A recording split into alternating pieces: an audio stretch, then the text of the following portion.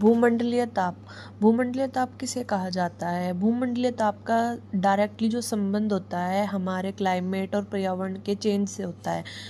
हम कह सकते हैं कि कहीं ना कहीं आज हमारा जो तापमान है पुराने समय के मुकाबले बढ़ता जा रहा है। जैसे हमारे वहाँ पहले क्या होता था कि सर्दियाँ कुछ समय के लिए थोड़ी ज़्यादा होती थी, लेकिन अब थोड़ा ही टाइम पीरियड रह गया, सर्दियाँ लेट आने लग गई हैं और ज़्यादा दिन तक रहती भी नहीं। लेकिन वहीं हम देखें तो गर्मियों का टाइम पीरियड बढ़ता जा रहा है। इसका मेन कोज क्या है? कहीं ना कहीं इसका मेन कारण हमारा होता है कि हमारे एनवायरनमेंट में, हमारे क्लाइमेट में चेंजेस आ रहे हैं और उसी चेंजेस को हम भूमंडलीय ताप कहते हैं।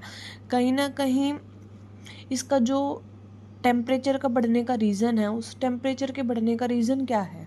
तो हम देखें तो इसका मेन रीज़न कहीं ना कहीं ये है कि जब से इंडस्ट्रियलाइजेशन हुआ है, जब से औद्योगिकीकरण हुआ है, तब से हमारे पृथ्वी का टेम्परेचर लगातार बढ़ता जा रहा है।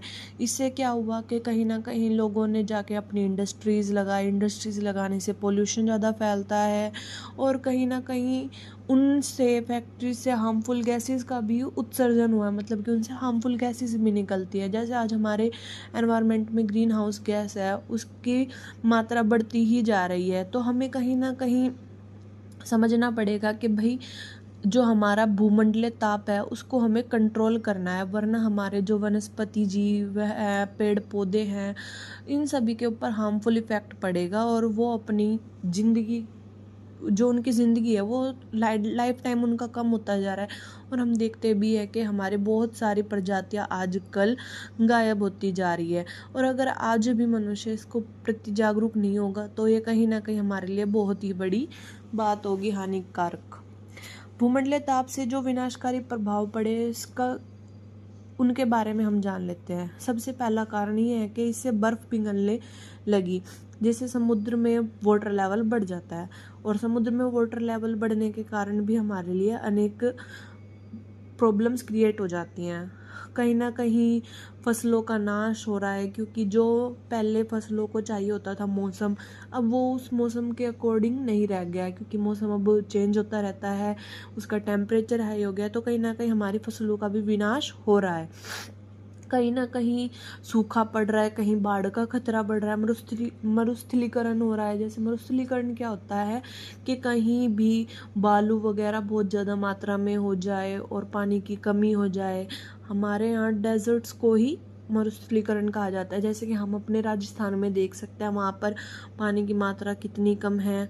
और कहीं ना कहीं जब हमारे टेम्परेचर इतना ज़्यादा है तो कहीं ना कहीं हमें इससे हार्मफुल बीमारियां भी हो सकती है, जो हमारे लिए बहुत ही खतरनाक साबित होती हैं। जैसे कि हम देखें, हमारे एनवायरनमेंट में कार्बन डाइऑक्साइड गैस है, वो इतनी ज़्यादा मात्रा में बढ़ती जा रही है कि जो सूर्य की ऊर्जा है, जो किरणें आती हैं, वो उस कार्बन डाइऑक्साइड कारण ना हमारे एनवायरनमेंट में ही रह रही है।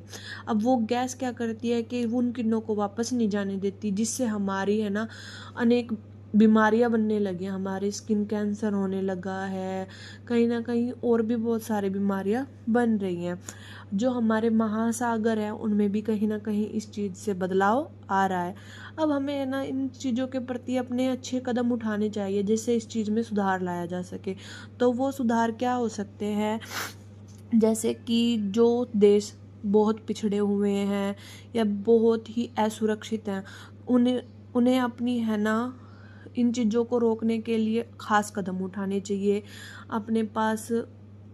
और एक ऐसा निष्पक्ष ढांचा निर्माण करना चाहिए हमें, जो भूमंडलीय जलवायु का सामना कर सके, कि भाई जो क्लाइमेट चेंजेस आ रहे हैं वो उसको कंट्रोल कर सके, ग्रीन हाउस गैस जो बढ़ती जा रही है हमारी उसको भी कंट्रोल कर सके। और लोगों के प्रति इसके प्रति जागरूक होना पड़ेगा, अपनी जिम्मेदारियों को समझना पड़ेगा, तभी कहीं जाके हमें इस प्रॉब्लम से छुटकारा मिल सकता है। आई होप आप सबको समझ आ गया होगा। अगर वीडियो पसंद आई हो तो प्लीज़ चैनल को लाइक, सब्सक्राइब करें, शेयर करें और आगे की वीडियोस के लिए इंतज़ार करें। मैं आप सभी के लिए इससे रिलेटेड और भी वीडियोस बनाती रहूँगी।